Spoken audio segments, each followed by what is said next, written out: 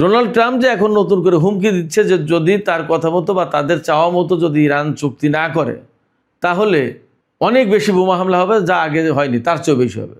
Iran কি এই হুমকিতে পড়ে? এই হুমকির কাছে মাথা নত করে কিছু করবে? প্রশ্ন ওঠে না। কিসের ভিত্তিতে এই যুদ্ধ বন্ধ করার সিদ্ধান্ত নিল আমেরিকা? কি এমন ঘটলো যে একেবারে হঠাৎ করে আমেরিকা যুদ্ধ বন্ধের ঘোষণা দিল? আবার মার্কিন প্রেসিডেন্ট ডোনাল্ড ট্রাম্প হরমুজ প্রণালীতে তাদের কথিত প্রজেক্ট ফ্রিডম স্থগিত ঘোষণা করলো। আসলে কি হচ্ছে? কতটুকু কূটনৈতিক আলাপ আলোচনা এগিয়েছে? এই বিষয়টা নিয়ে যা জানা গেল তা হচ্ছে আমেরিকা এবং ইরানের মধ্যে সম্ভবত 1 পৃষ্ঠার সমঝোতা স্মারক সই হতে যাচ্ছে।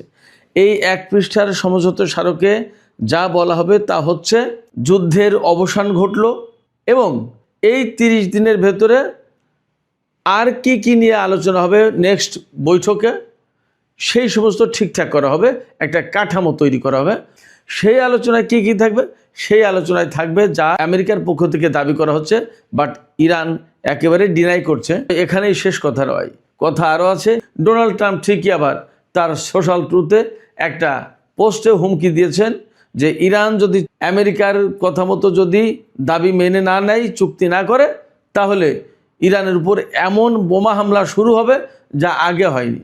ইরানিদের কথা হচ্ছে এরকম যে কোনো হুমকির মুখে কিন্তু ইরান কোনো চুক্তি করবে না, কোনো আলোচনায়ও বসবে না।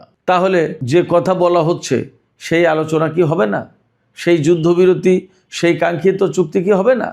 পাশাপাশি আর একটা বিষয় থেকে যাচ্ছে, ইরানের পররাষ্ট্রমন্ত্রী সাইয়েদ আব্বাস আরাকচি চীন সফরে গেলেন। চীন সফরে যাওয়ার কিছুক্ষণ পরেই আমেরিকার পক্ষ থেকে এই যুদ্ধ বন্ধের ঘোষণা দেওয়া হলো।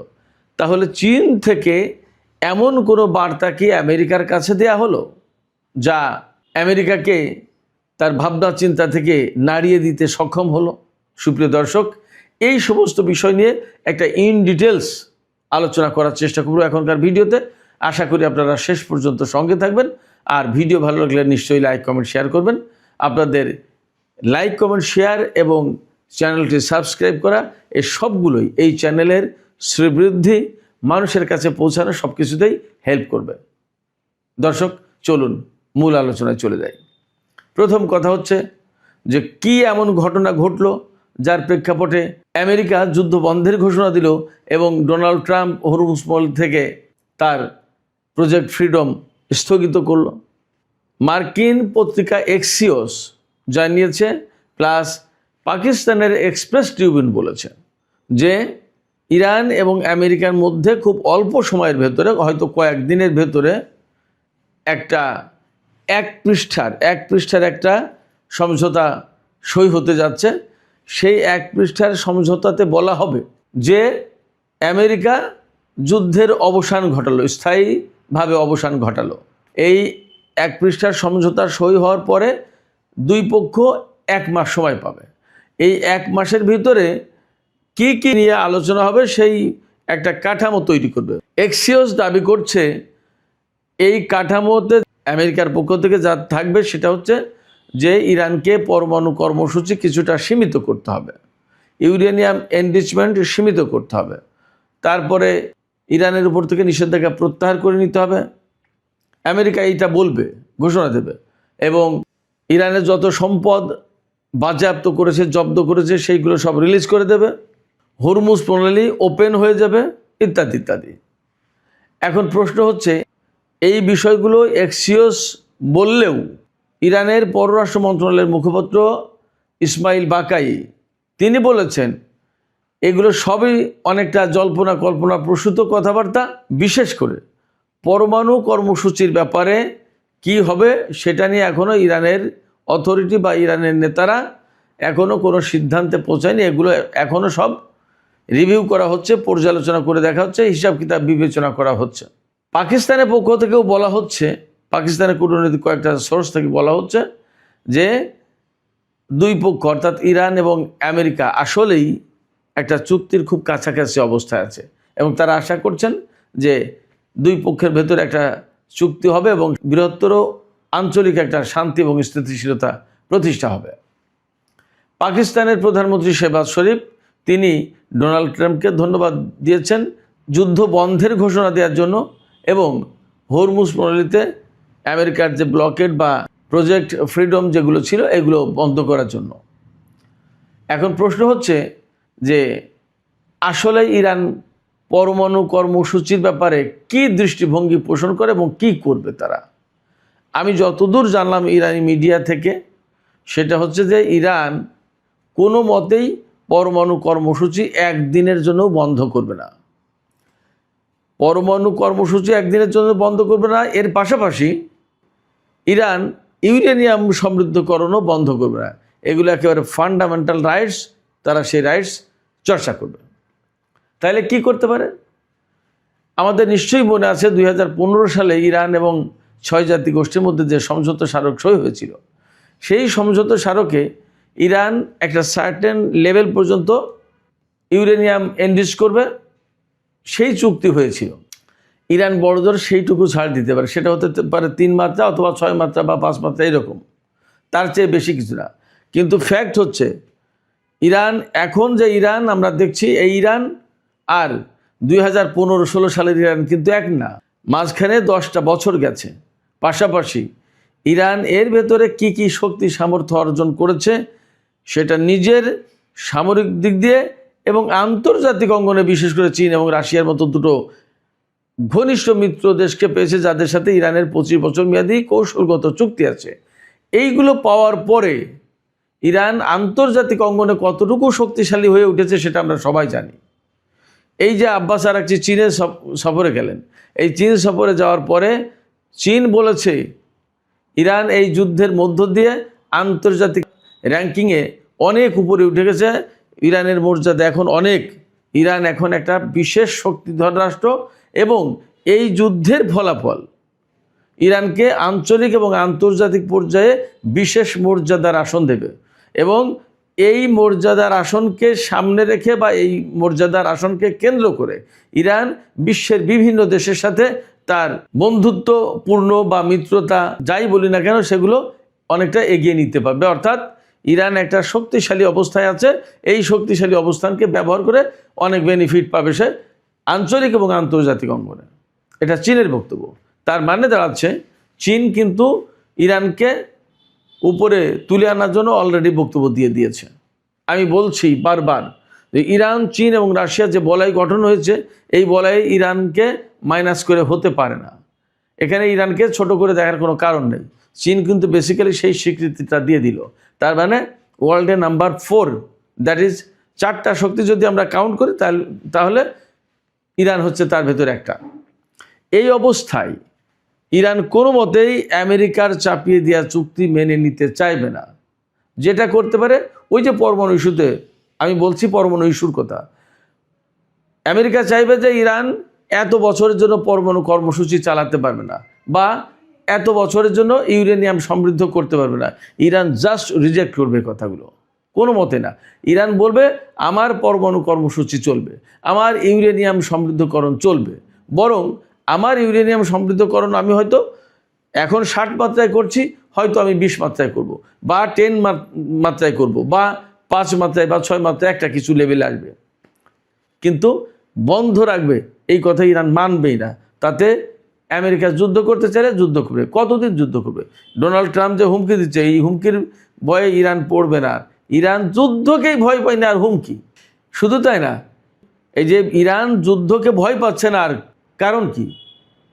এরই মধ্যে পাকিস্তানের একজন কলামিস্ট লিখেছেন ডন পত্রিকায়, আবার আমেরিকার বিভিন্ন পত্রপত্রিকায় যে সমস্ত কথাবার্তা আসছে সেগুলো দেখলে অবাক হয়ে যেতে হবে। ইরানের প্রযুক্তির কাছে আমেরিকার প্রযুক্তির যুদ্ধক্ষেত্রে অনেক জায়গায় মার খেয়ে গেছে, পারেনি, পাত্তা পায়নি। আমি অনেক আগে থেকেই বলতাম যে ইরানের হাতে যে সমস্ত হাইপারসনিক ক্ষেপণাস্ত্র আছে, এইটা ঠেকানোর মতো কোনো প্রযুক্তি ইসরায়েল এবং আমেরিকার হাতে নেই।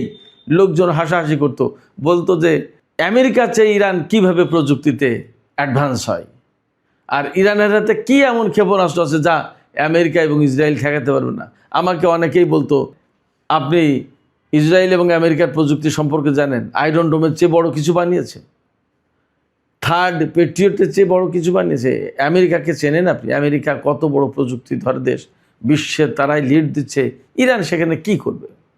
কিন্তু বাস্তবতা হচ্ছে ভেতরে ভেতরে ইরান অনেক বদলে গেছে এবং চীন, রাশিয়া এবং ইরানের ভেতরে যে বিরাট মাত্রায় সহযোগিতা আছে, এই কথাগুলো এই লোকজন জানতো না বা বিশ্বাসও করতো না, কিন্তু ভেতরে ভেতরে পাল্টে গেছে অনেক কিছু। তো সেই জায়গা থেকে আমেরিকা যা চাপিয়ে দেবে সেইটা যে ইরান মেনে নেবে এটা ভাবার কোনো কারণ নেই। একটা গল্প বলি, সেই গল্পটা শুনলে আপনারা বুঝতে পারবেন যে ট্রাম্পের অবস্থাটা কী। আজকেই এক্সে একটা পোস্টে দেখলাম আমেরিকার একটা কিশোর, সে বলছে ডোনাল্ড ট্রাম্পকে যে আমি ভলিবল খেলি, আগামী সামারে আমি ফুটবল খেলবো বলে ভাবছি। তা সে একটু খাটো। ডোনাল্ড ট্রাম্প বলছে তুমি কি ভলিবল খেলতে পারো ঠিকমতো? ওই যে চাপ মারা, স্ম্যাশ করা, এগুলো তো পারো না, তুমি খাটো, সেক্ষেত্রে তুমি ফুটবলই খেলো। সেই কিশোর বলছে হ্যাঁ আমি সেটাই ভাবছি। এই গল্পটার মানে কি? এই গল্পটার মানে ওই কিশোর কিন্তু প্রথমেই বলেছে সে ভলিবল না, ফুটবল খেলবে। ডোনাল্ড ট্রাম্প আবার ঘুরিয়ে পেঁচিয়ে সেই পরামর্শ তুমি ফুটবল খেলো। তো ওই ছেলে তো বললই যে আমি ফুটবল খেলবো। গল্পটাকে যদি আরেকটু বিস্তৃত করি একটা ছাগলের গল্প দিয়ে, তাহলে সহজ হবে বুঝতে। এক লোকের দুইটা খাসি ছাগল আছে, একটা কালো এবং একটা সাদা। সাংবাদিক ওই লোককে জিজ্ঞেস করছে তোমার এই ছাগলে কি খায়? বলছে কোনটা? তো সাংবাদিক বলছে কালোটা। কালোটা কি খায়? তো বলছে কাঁঠাল পাতা। তারপর সাংবাদিক আবার জিজ্ঞেস করছে যে এটা কি খায়? তো বলছে কোনটা? সাদাটা। তো বলছে সাদাটাও কাঁঠাল পাতা খায়। দুই ছাগলেই তো কাঁঠাল পাতা খায়। যদি ওই লোকটা বলতো একবারে যে আমার ছাগলে কাঁঠাল পাতা খায়, তাহলেই তো হয়ে যেত। কিন্তু কালোটাও কাঁঠাল পাতা খায়, সাদাটাও কাঁঠাল পাতা খায়, দুইবারে বলল। কথা তো একটাই। ওই যে কিশোর বলল যে আমি ভলিবল না, আমি ফুটবল খেলবো, ডোনাল্ড ট্রাম্প তাকে নানান ব্যাখ্যা বিশ্লেষণ দিয়ে বললো তুমি ফুটবল খেলো। ছেলেটা তো বলছে যে আমি ফুটবল খেলবো। এই গল্প দুটো বললাম এই কারণে যে 2015 সালে যখন ইরান এবং 6 জাতি গোষ্ঠীর মধ্যে চুক্তি হয়েছিল, সেই চুক্তিতে ইরান কিন্তু তার পরমাণু কর্মসূচি খানিকটা লাগাম টেনে ধরেছিল, কিছুটা স্থগিত করা বা সীমিত করেছিল। যা ইরান 2 মাত্রা বা 3 মাত্রা, সম্ভবত 3 মাত্রায় ইউরেনিয়াম এনরিচ করবে, তার চেয়ে বেশি করতে পারবে না। এবং এই মাত্রাটা 10 বছর পর্যন্ত অব্যাহত থাকবে। এই যে পরমাণু রেস্ট্রিকশন খানিকটা দেওয়া হলো, এইটা 10 বছর থাকবে।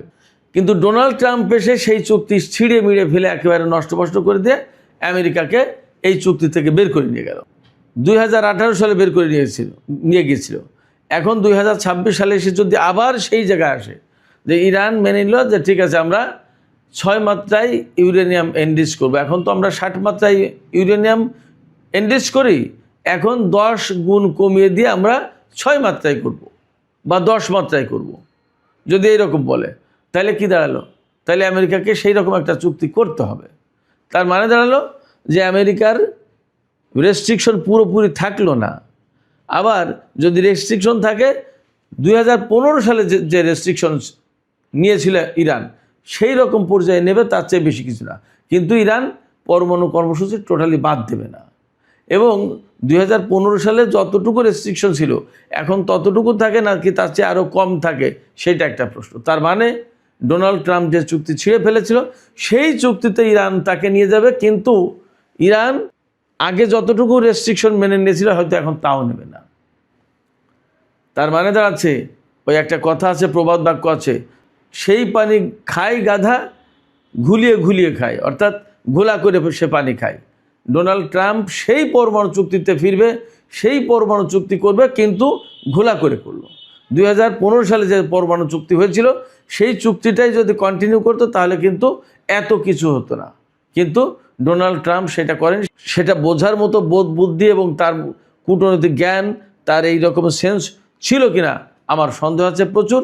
এবং সবচেয়ে বড় কথা, তার সবচেয়ে সংকট যেটা, সেটা হচ্ছে যে ইসরায়েলের প্রধানমন্ত্রী বেনিয়ামিন নেতানিয়াহুর কথায় উঠা বসা করে ডোনাল্ড ট্রাম্প। তার প্রধান সংকট এখানে, এই সংকটের কারণে এত কিছু হলো। এই যে এত যুদ্ধ বিগ্রহ এত কিছু হওয়ার পরে কি দাঁড়িয়েছে?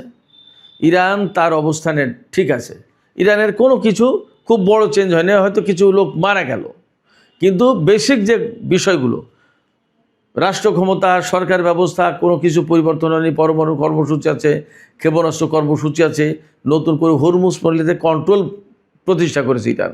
আবার নিজে একটা পাওয়ারফুল কান্ট্রি হিসেবে সারা বিশ্বে জায়গা করে নিল। এবং ইরান যে বিশ্ব ব্যবস্থাকে একেবারে হাতের মুঠোর ভিতরে নিয়ে নিতে পারে বা টলটলায়মান করে দিতে পারে, এটা তো প্রমাণ করে দিল, পরিষ্কার করে দিল। সারা বিশ্ব একদিকে, ইরান একদিকে। কি করেছে? কিছুই করতে পারেনি। ডোনাল্ড ট্রাম্প যে এখন নতুন করে হুমকি দিচ্ছে যে যদি তার কথা মতো বা তাদের চাওয়া মতো যদি ইরান চুক্তি না করে, তাহলে অনেক বেশি বোমা হামলা হবে, যা আগে হয়নি তার চেয়েও বেশি হবে। ইরান কি এই হুমকিতে পড়ে? এই হুমকির কাছে মাথা নত করে কিছু করবে? প্রশ্ন ওঠে না। এমনকি আমি সন্দেহ করছি ডোনাল্ড ট্রাম্পের এই হুমকির কারণে ইরান হয়তো বলবে যে তোমাদের সাথে আলোচনাই বলবো না। হুমকি যখন দেবে তখন তোমার সাথে আলোচনায় নেই, তোমার সাথে যুদ্ধ করবো। আলোচনায় বসতে হলে সম্মান করে কথা বলতে হবে। কিন্তু ডোনাল্ড ট্রাম্প সম্মান করতে পারবেন কি পারবেন না, সেই গ্যারান্টি হয়তো আগে দিতে হবে। হয়তো ইরান বলবে যে সমস্ত সব কিছুর আগে এই চুক্তি করো, যে ডোনাল্ড ট্রাম্প হুমকি দেবে না, এই হুমকির ভাষা পরিহার করতে হবে, সম্মান করতে হবে, তারপরে আমরা তোমাদের সাথে আলোচনায় বলবো। বাস্তব কথা হচ্ছে ডোনাল্ড ট্রাম্প দেশে ভীষণভাবে চাপের ভেতরে। আজকেই একটা জরিপ দেখলাম, আমি তো গত কয়েকদিন ধরে ডোনাল্ড ট্রাম্পের এগেনস্টে জরিপের ব্যাপারগুলো বলে আসছি। আজকেই একটা জরিপ করলাম, রিপাবলিকান দলের যে সমস্ত তরুণ ভোটাররা ছিল যারা ডোনাল্ড ট্রাম্পকে ভোট দিয়েছিল, তারা এখন ডোনাল্ড ট্রাম্পকে ভোট দিতে চায় না, তারা পছন্দ করে না। কারণ হচ্ছে কি, ডোনাল্ড ট্রাম্প টক না মিষ্টি, ভালো না মন্দ, মানসিকভাবে ভারসাম্যহীন নাকি ভারসাম্যপূর্ণ, ভারসাম্য আছে, এটা মানুষের কাছে পরিষ্কার হয়ে যাচ্ছে। সব মানুষ তো ডোনাল্ড ট্রাম্প না। যার কারণে ডোনাল্ড ট্রাম্পের সহযোগীরা, লোকজন, এরা অনেকেই এ সমস্ত বুঝতে পারছে। আপনারা খেয়াল করুন, এই যে মার্কো রুবিও, যিনি আজকে যুদ্ধ বন্ধের ঘোষণা দিলেন, এই ভদ্রলোককে গত কয়েকদিন ধরে কোনো দেখা সাক্ষাৎ কোনো কিছু পাওয়া যায়নি, চিনেই ছিলেন না। তাহলে শুধু তাই না, আমেরিকার সামরিক বাহিনীর কর্মকর্তারা ডোনাল্ড ট্রাম্পের উপর ত্যক্ত বিরক্ত। ডোনাল্ড ট্রাম্প যা বলেছে তার অনেক কিছু করতে রাজি হয়নি বলে তাদেরকে ফায়ার করেছে, বরখাস্ত করেছে। ফলে ডোনাল্ড ট্রাম্প যা চাইবে সেইভাবে চুক্তি হবে না, এটা আপনারা নিশ্চিত থাকুন। বরং যদি কোনো রকম যুদ্ধ করতে যায় তাহলে তার পরিণতি কী হবে, সেই ভয়াবহ পরিণতির জন্য আমেরিকা, ইসরায়েল এবং সংযুক্ত আরব আমিরাতকে প্রস্তুত থাকার দরকার। আমি তাই মনে করছি। যাবার আগে শুধু এই কথা বলি যে ইরান মোটেই একা না। শুধু তাই না, নতুন একটা প্রস্তাব জাতিসংঘ নিরাপত্তা পরিষদে তুলতে চেয়েছিল হরমুজ প্রণালী ওপেন করার ব্যাপারে। আমেরিকা, সৌদি আরব, কাতার, সংযুক্ত আরব আমিরাত, বাহরাইন, কুয়েত, এই সমস্ত দেশ মিলে সেই প্রস্তাব তুলতে ভয় পাচ্ছে নিরাপত্তা পরিষদে, বিকজ চীন এবং রাশিয়া ভেটো দেবে। ইরান একা না, ভরসা রাখুন। দর্শক, আলোচনা শেষ করব। আপনাদের কাছে জানতে চাই, আপনাদের মতামত জানতে চাই। কি মনে হচ্ছে আপনাদের? ডোনাল্ড ট্রাম্প যে হুমকি দিয়েছেন যে তাদের প্রস্তাব মেনে না নিলে, তাদের প্রস্তাব মতো চুক্তি না করলে ইরানের উপরে ভয়াবহ বোমা হামলা চালানো হবে, ইরান কি এই ভয়ে ভীত হয়ে চুক্তি করবে, নাকি আবার প্রতিরোধের পথ বেছে নেবে? এবং আবার যদি প্রতিরোধের পথ বেছে নেয়, তাহলে সেখানে ইরান কি অন্যায় করবে, ভুল করবে? কি মনে হয় আপনাদের? মতামত আপনাদের কমেন্টে জানিয়ে দিন। ভিডিও ভালো লাগলে অবশ্যই লাইক, কমেন্ট, শেয়ার করবেন এবং চ্যানেলটিকে সাবস্ক্রাইব করে আমাদের সাথেই থাকবেন। আল্লাহ হাফেজ।